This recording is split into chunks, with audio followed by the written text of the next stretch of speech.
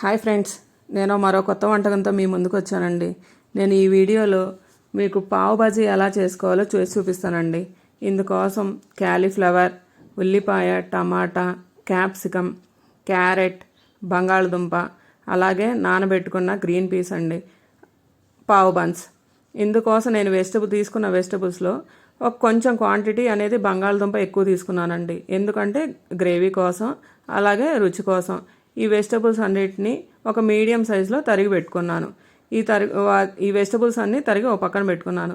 ఆ తర్వాత స్టవ్ మీద సన్నని ఫ్లేమ్లో కుక్కర్ తీసుకొని కుక్కర్లో 3 స్పూన్ల నూనె అయితే యాడ్ చేశానండి.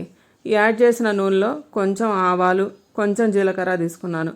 అవి బాగా దోరగా వేగిన తర్వాత కట్ చేసి పెట్టుకున్న ఉల్లిపాయ ముక్కల్ని యాడ్ చేశానండి. ఉల్లిపాయ ముక్కలు ఒక 50% వేగాయి అనుకున్న తర్వాత అందులో కొంచెం అల్లం వెల్లుల్లి పేస్ట్ యాడ్ చేశాను. ఈ అల్లం వెల్లుల్లి పేస్ట్ కూడా కొంచెం వేపుకోవాలండి. ఆ పచ్చివాసన స్మెల్ అయితే పోవాలి. అవి స్మెల్ పోయే వరకు వేపుకున్న తర్వాత అందులో తరిగి పెట్టుకున్న టమాటా ముక్కల్ని కూడా యాడ్ చేశాను.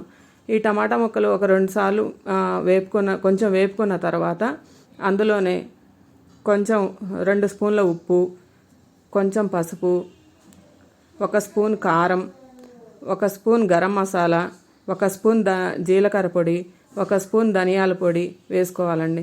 ఇవన్నీ ఈ మిశ్రమం అనేది బాగా వేపుకోవాలి. ఆ వేపుకున్నప్పుడు వాటిలో ఉండే పచ్చి వాసన అంతా పోతుందండి.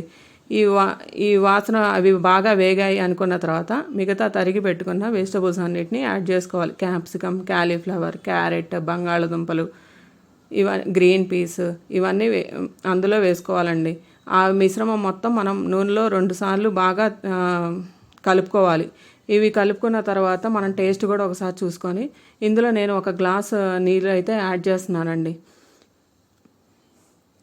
ఆ తర్వాత ఈ మిశ్రమాన్ని మొత్తాన్ని కలుపుకొని ఒకసారి టేస్ట్ కూడా చూసుకొని ఆ తర్వాత కుక్కర్ మూత పెట్టేసుకొని 3 విజిల్స్ని అయితే రానివ్వాలండి. కుక్కర్లో 3 విజిల్స్ అయితే రావాలండి. ఈ లోపల మనం చక్కగా లోపల తీసుకున్న వెజిటబుల్స్ అన్నీ చక్కగా ఉడికిపోతాయండి. ఈ ఉడికిపోయిన తర్వాత మనం కుక్కర్ స్టవ్ ఆపేసుకొని లోపల ప్రెషర్ అంతా పోయిన తర్వాత కుక్కర్ మూత తీసుకొని చూసుకోవాలండి. చూస్తున్నారు కదా, లోపల వెజిటబుల్స్ అన్నీ చక్కగా ఉడికిపోయాయండి. ఈ చక్కగా ఉడికిపోయిన వెజిటబుల్స్ని మనం స్మాషర్తో కానీ లేకపోతే పప్పు గుత్తితో కానీ స్మాష్ చేసుకోవాలండి. చూడండి ఎంత చక్కగా స్మాష్ అయ్యాయి కదా వెజిటబుల్స్. కర్రీ కూడా స్మెల్ వస్తూ ఉందండి. ఈ లోపల మనం బాండీ తీసుకొని బాండీలో కొంచెం 2 స్పూన్ల నెయ్యి అయితే యాడ్ చేసుకోవాలి. ఈ యాడ్ చేసుకున్న నెయ్యిలో కొంచెం జీలకర్ర వేసుకొని కొంచెం జీలకర్ర అనేది బాగా దోరగా వేపుకోవాలి. జీలకర్ర వేగింది అనుకున్న తర్వాత మనం కుక్కర్లో స్మాష్ చేసుకున్న మిశ్రమాన్ని అందులో వేసుకోవాలండి. నెయ్యి వేసుకోవడం వల్ల ఏంటంటే మన కర్రీకి మంచి టేస్ట్ వస్తుంది. మా ఇంట్లో అయితే చిన్నపిల్లలు ఉన్నారండి, అందుకోసం నేను నెయ్యినే ఎక్కువ వాడతాను. దీనివల్ల మంట అనేది తొందరగా తెలియదు. అలాగే ఈ పావు బజీ కూడా మనకి ఎప్పుడైనా తినచ్చండి. ఇందులో మనం ఎక్కువ వెజిటబుల్స్ యాడ్ చేస్తాం కాబట్టి తిన్నప్పుడు కొంచెం హెవీగా ఉంటుంది, కానీ తిన్న తర్వాత అయితే తొందరగా అరిగిపోతుంది. ఈ మిశ్రమంలోనే నేను 2 స్పూన్ల పావు బజీ మసాలా యాడ్ చేసుకున్నాను. ఇప్పుడు మనం ఒకసారి రుచి చూసుకోవాలి. అందులోనే కొంచెం కొత్తిమీర తరుగు కూడా యాడ్ చేశానండి. అది యాడ్ చేసిన తర్వాత మనం బాండీని అనేది పక్కగా దించుకోవాలి. ఆ తర్వాత ఈ పావు బన్స్కి కొంచెం నెయ్యి అప్లై చేసుకొని మనం పెనం మీద చక్కగా రోస్ట్ చేసుకోవాలి. ఈ రోస్ట్ చేసుకోవడం వల్ల బన్స్ అనేవి క్రిస్పీగాను తినడానికి స్మూత్గా ఉంటాయి.